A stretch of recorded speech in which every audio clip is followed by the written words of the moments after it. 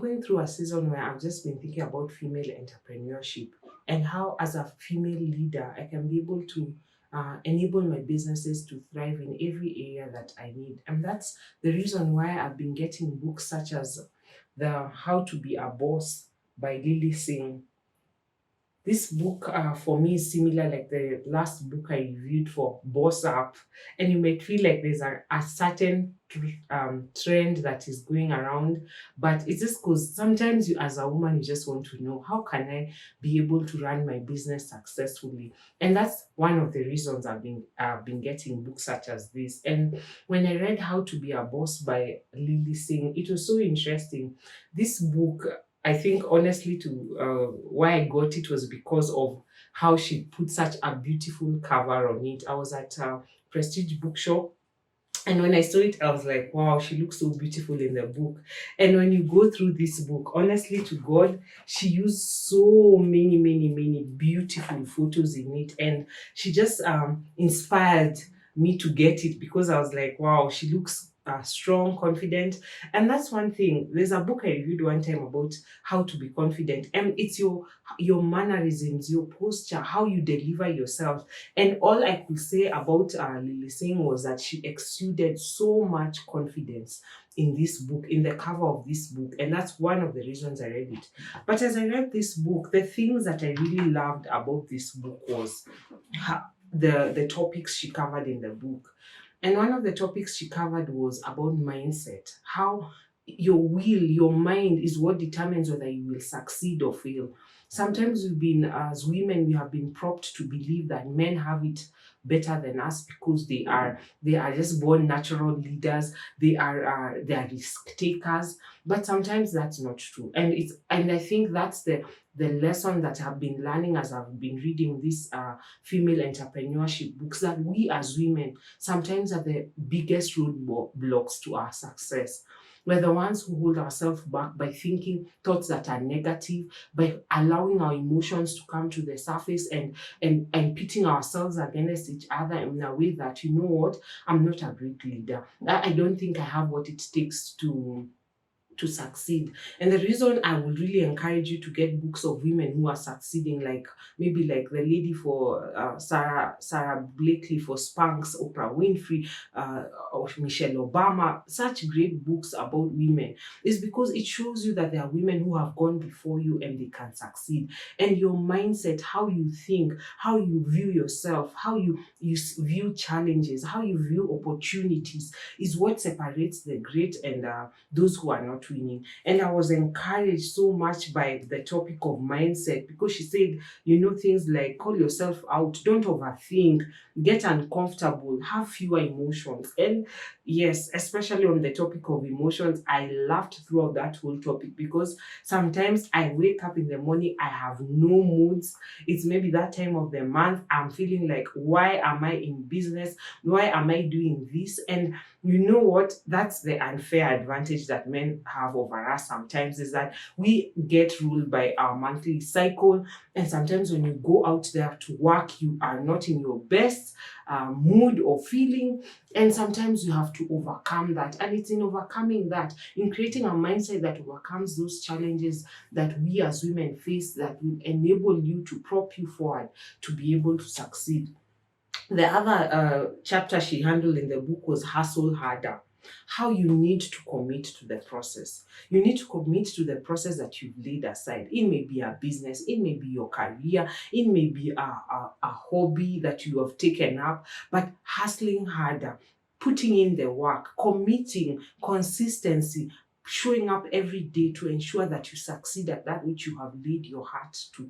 Sometimes it's not easy, but you have to decide, you know what, I'm laying down this goal. I've written my goal. My goal is to get this number of clients in 2023, committing to that goal, committing to that process that you've laid out, and actually putting systems, getting a team, ensuring that you have a process of review, basically a whole system of how you can be able to succeed and be able to move forward.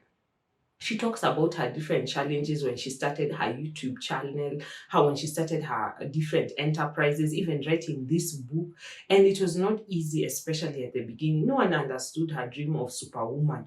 Why did she want to do this YouTube channel? But she decided that this is the goal that I have, and these are the things that I'm going to do, and I'm going to prop myself forward for success.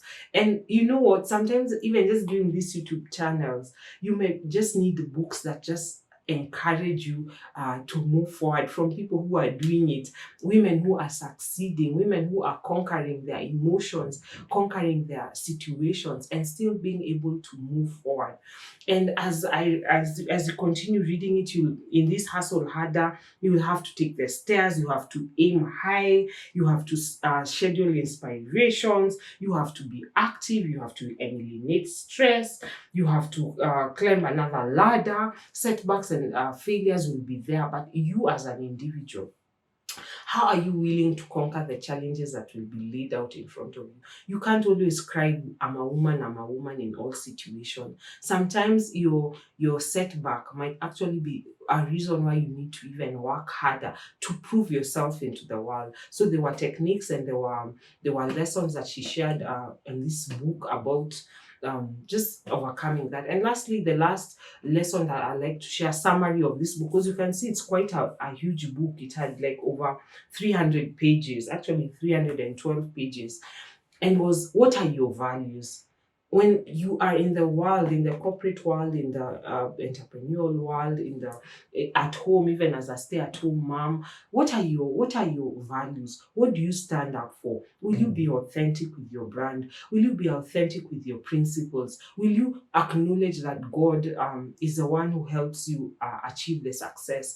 Will you acknowledge that you can't do it by yourself, that you need a team? Will you be humble in the process? Will you be able to seek advice from your mentors? Will you be able to realize that you need values? You need values that will guide you through the process, because sometimes you will be tempted. You will be tempted to be mean. You'll be tempted to bribe. You'll be tempted to challenges upon challenges in our different spheres. That when you have your values cast in stone that guide you every time you make a decision, then your chances and your probability of succeeding go higher. And those are the three lessons that I learned from this book. Something that my genuine feedback, because sometimes it's not easy to give negative feedback about a book, because I know how much the author has taken to write 300 pages. How to just even write 20 pages of an article can be heart-wrenching. So my general feedback, this is a very easy book to digest. It wasn't intense. It didn't have complex principles. The book had a lot of graphic photos, in terms of, by the time you consumed the principle of one page, and by the time you are actually now getting to the meat of it, you're already moving to a next chapter. It felt like it was a fashion magazine book. Let me tell you, every chapter is preceded by a photo. And I would really say, if you're someone who loves fashion, that you get this book. I'm not a fashion icon per se, or someone who really follows fashion, but she really took good photos in this book, and she will encourage any woman to just show up elegantly in their different areas of life. Or you need some inspo, let me tell you, this book, I actually felt like it was a fashion book at the end of reading it, rather than a self-help book, because I mostly read self-help books. And yeah, so that was it, and it was really, really good. So it's an easy book. It can actually be a very easy book even to read for teenagers, for people who are. So in a scale of 10, I will actually give this book a 5. It wasn't as complex, as intense as I thought it should have been, but it still had good principles. You always learn one thing. Like one thing that I learned from this book, that honestly speaking, I haven't learned in any other book, was about using your hand. And when she said that, using your hand, I was like, what do you use your hand for? Use what your mother gave you, and that's your hand. And she was saying how learn to greet people in every arena, shake people's hand. And sometimes it can, especially after coming from a post-COVID world, it can feel you become a bit cautious greeting people's hand. But you're saying just that shaking of people's hand gives you a confidence, gives people the view that you're actually humble, that you are not so self-centered. And she gave examples of how The Rock always shakes hand in every room he enters. And yes, if you're a person who loves celebrity, she had a lot of celebrity encounters in this book. So yes, as women enter people, as women who are seeking to improve their businesses, okay, I wouldn't say just women, but per se, it felt like more of a female book. Just go out there and conquer your mindset. Think about how your mindset hustle harder and know your values. That's how I could basically categorize this book in my 3 take-home lessons. Thank you so much for watching to my channel, where I share stories and lesson learned from my favorite book, the Book of Proverbs, and other books that I'm currently reading.